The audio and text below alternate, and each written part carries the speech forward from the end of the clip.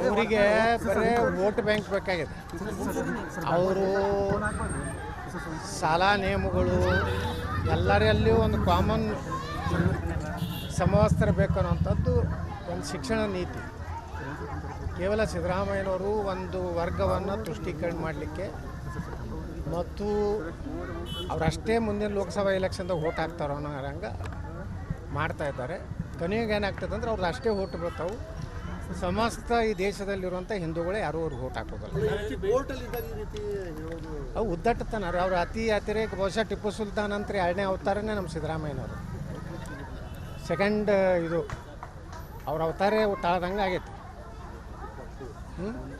Tipu part 2 UPA 1 UPA 2 ಅಂತಿದ್ವಲ್ಲ, ಹಂಗೆ Tipu part 2 ಅಂದರೆ ನಮ್ಮ ಸಿದ್ದರಾಮಯ್ಯ ಅವರು ಅತಿ ಮಾಡ್ಲಕತ್ತಾರ. ಅಂದ್ರೆ ಅಂತ್ಯಕಾಲ ಬಂದೈತತ್ತ.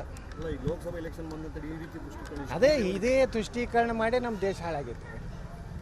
ಇಷ್ಟು ವರ್ಷ ನಮ್ಮ ದೇಶದ ಜನರಿಗೆ ನ್ಯಾಯ ಸಿಕ್ಕಿರಲಿಲ್ಲ. ಸಮಾನ ನಾಗರಿಕ ಸಂಹಿತೆ 2024ರಲ್ಲಿ ಮತ್ತೆ ನಮ್ಮ ಸರ್ಕಾರ ಬರ್ತಂದರೆ ಬಂದೇ ಬರ್ತದೆ. ನಾವೆಲ್ಲ ದೇಶದಲ್ಲಿರೋ ಎಲ್ಲ ನಾಗರಿಕರಿಗೂ ಒಂದೇ ಕಾನೂನು ಜಾರಿ ಮಾಡ್ತೀವಿ.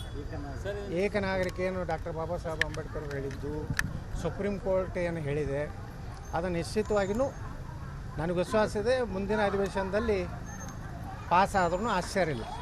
ಅದು ಹೋರಾಟ ನೋಡೋಣ. ನಮ್ಮ ಜೋಡೆತ್ತುಗಳು ಏನು ನಿರ್ಣಯ ಮಾಡ್ತಾರೆ.